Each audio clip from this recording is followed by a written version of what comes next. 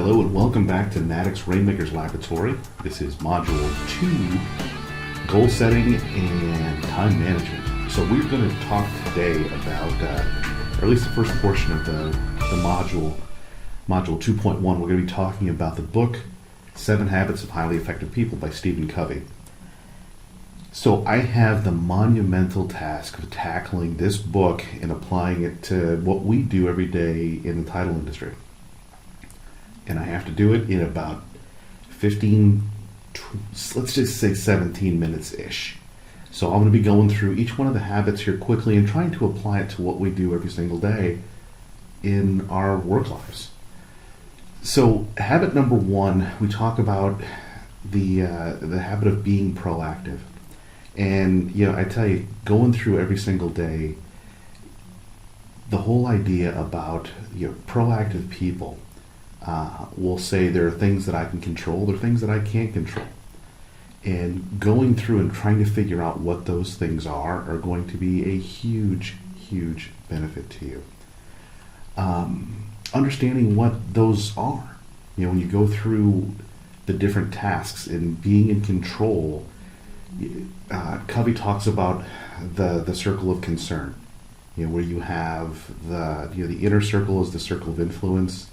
And those are the things you have control over, and trying to put as many different things into that circle. The idea, and certainly some of the things that I do every single day, is the things that I can't focus, or the things that I can't control, I don't necessarily worry about. I mean, sure, they're out there, but at the end of the day, control the things that you can control and move forward with it. Habit number 2 is beginning with the end in mind, and most people actually screw this one up when they say, what are the 7 habits they always list? Begin with the end in mind. Begin with the end in mind, or start with the end in mind. That's actually the second habit, but we're going to be focusing a lot of this one here in this module because we're talking about goal setting. And the whole idea about goal setting is being able to start with the end in mind. Where do you want to end up? Every single day we go through this, this thing called life, as Prince says, right? And not necessarily knowing where we want to end up. The time I'm recording this is actually the end of the year. And, most people start setting up their goals and worrying about that as soon as the calendar turns January. And I would say no. The time for you to start talking about goals that you want to accomplish in the coming year is the fourth quarter of the previous year. Really map these things out. Start with the end in mind, or as Covey says, begin with the end in mind. Going through each one of those exercises and having multiple goals, is a huge piece with this for you.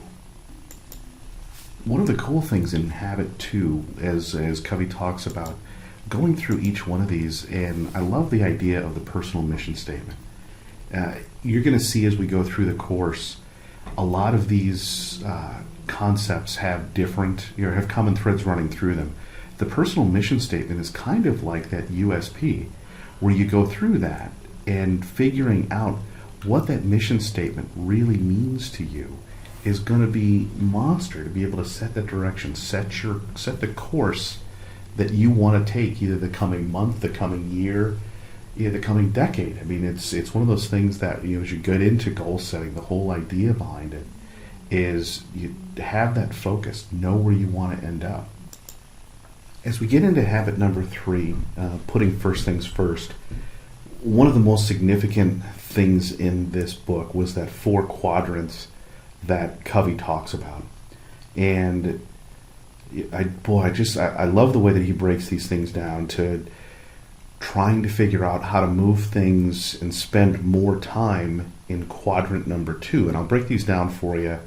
If you can imagine a grid, and hopefully you've already started reading the book and you're into it, or maybe even past habit number 3. And he has the 4 quadrants set up. There's important and unimportant things, and then there's urgent and non-urgent things. So if you can imagine this grid set up where you have in quadrant number 1, you could have urgent and important. And these are one of those things that, as we try to deal with time management, the concepts of trying to reduce the number of things that are both important and urgent, it really, it takes one of those things to try to manage and continue to manage your day through that stuff. You want to get through those things because obviously they're important and they're time sensitive. Covey talks a lot about the things that are not urgent and important, and this is quadrant number 2, and this is where most people really screw things up. At the end of the day, these are things that are not urgent but important. Things like your health, things like thinking about your business as opposed to working. There's an old phrase that says, try to spend time on your business as opposed to in your business. And that's kind of where quadrant 2 lives. When you start talking about what are those things that are both not urgent and important, that's where you start really creating what's next. What's the next new big thing, and dedicating time to that. Companies like Google have done a great job where they actually give employees time to think about the next big thing. It's one of those things that's not a project. It's design time. It's things that come up with the next new thing. And Google Glass is one of those examples that came as a byproduct of people not kind of their free time, where they got to think about things that weren't like mission critical deadlines looming, oh my god type of stuff. Another in your personal life, not urgent and important, things like going to the gym, things like taking care of yourself. It's a heck of a lot easier to do a drive-through at McDonald's than it is to eat healthy. So it's one of those things that you try to focus on things that are both important and not urgent, and that's where you really want to spend the majority of your time, or at least strive to do that. The big time suck, folks, things that are urgent and not important. This can also be labeled as your email. It's amazing how many times your email can just suck you right into a hole. So you take that time and just make it evaporate on you. One of the things that I did, a couple years ago, and it's done just tremendous things for me. I turned off the notification window, that pops up in the bottom right-hand side of your monitor. It pops up that you've got a new email, and it kind of gives you a little sneak preview of what that email is. I turned that functionality off, and boy, it's been a godsend for me. I can't tell you the number of times that I've gone through, and you might be working on something, and you see that little light pop up and say you've got a new email, and it's a time suck. It's one of those time vampires that pops up and says, "Hi, I'm here to steal your day," and your day gets completely hijacked. So take a bit of advice. If you know, figure out how to turn that thing off, because the notifications from someone that's screaming a 911 may not be a 911 for you, and you really have to be able to prioritize those type of things and say, okay, is this really, really important? As opposed to, oh my God, this is super important to me. Maybe not so much for me. As you're going through that stuff, you really need to be able to do that. And then finally, things that are not urgent and not important, boy, that is called the trash can. Every one of those things, if you can put more things into that bucket, and then throw the bucket away. I mean, things that are just time wasters. While there's going to be time to talk about Facebook, or there's going to be times to talk about Twitter, those type of things, to do it for business reasons, I think could be significant. But that's one of those time wasters where you can just say, I'm just going to scroll on Facebook and kind of veg out for a while. Every once in a while, people need that type of distraction, but for the most part, you'd be amazed how many people get lost into that and wind up losing hours of their day as a result of that. In habit number 4, boy, I love the idea of think win-win, but the true chapter of the title is win-win or no deal. And I got to tell you, folks, from my standpoint, this is one of those really big eye openers for me. To be able to walk or deal with a customer entering the conversation, it's got to be win-win or no deal. There are so many times when we've got our biggest account, and oh my God, they need this incredible Herculean thing to need to get done. Those type of relationships don't necessarily spell a win-win scenario. First off, you almost feel handcuffed to it because no deal isn't an option. You can't walk away from something like a big monster account like that. But entering into a conversation with those folks on the onset where you can actually say win-win or no deal, that's really the best way to really come at a negotiation. And really, when you talk about dealing with a big realtor or a big loan officer shop or something like that, or you're just a big agent, the idea behind this is that the scenario has to be win-win or no deal. One of the bigger, maybe one of the bigger ways to think about things like that is that you don't have to be everything to everybody. And as you go through that thinking win-win or no deal, it's okay to say, we're not going to be for everybody. And there are going to be situations that it just doesn't make sense. And to be able to look at that and approach it that way is a good habit. Again, go figure. Habit number 4, think win-win or no deal. Making sure and understanding that as Covey talks about, there's 6 possible outcomes. You've got the win-win or win-lose or lose-win or lose-lose or just flat-out win.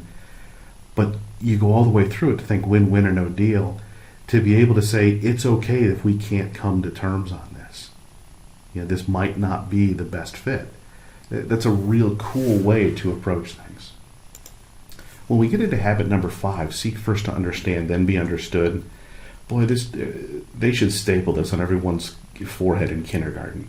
This is one of those things that, as you go through a conversation with a client, or as you get into kind of the good stuff of relationship selling, seek first to understand, then be understood, puts you in the right mindset. I can't tell you how many times I've been involved in conversations, and candidly, guys, early in my career, I was just as guilty of this. That when the other person was talking, that was my turn to figure out what I was going to say next. And it really wasn't a dialogue. It was just 2 people talking at each other. And so as you go through this, embracing habit number 5, to really take that pause and understand what the person is actually saying, as opposed to waiting for your next time to speak. It's pretty funny when you're involved with someone that it's just, you can tell that they have so much stuff they want to throw at you, so many words that they've got to get out. And one of the things that I've started to embrace, let them talk. Let them talk. If it's a matter that they've got to get this thing out, or if you as soon as you start to reply or try to interpret what they've said and they just continue to add on to it, well, let them finish. And say, hey, you know what? I'm going to let you finish. Get everything you want to say out.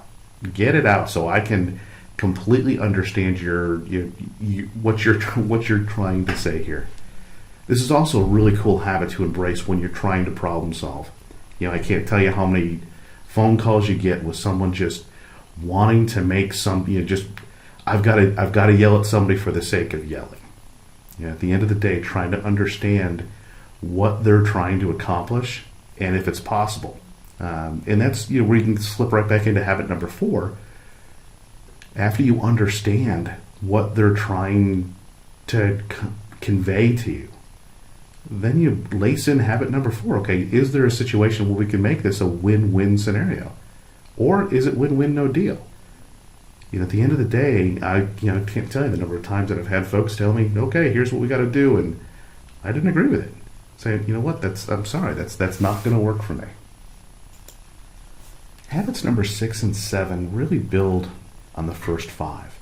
So when we talk about habit number 6, you're talking about synergize or synergizing or synergistic communication. Covey goes through and talks about the three different levels, where you can get into the defensive level, respectful level, or finally the synergistic level, where you really start creating greater sum of all the parts. It's one of those things that when you have a good team, the idea behind that the sum of the parts make up more than just the players. It's almost like that baseball team where 9 independent players all can have individual performances, but the performance of the team is a greater concept.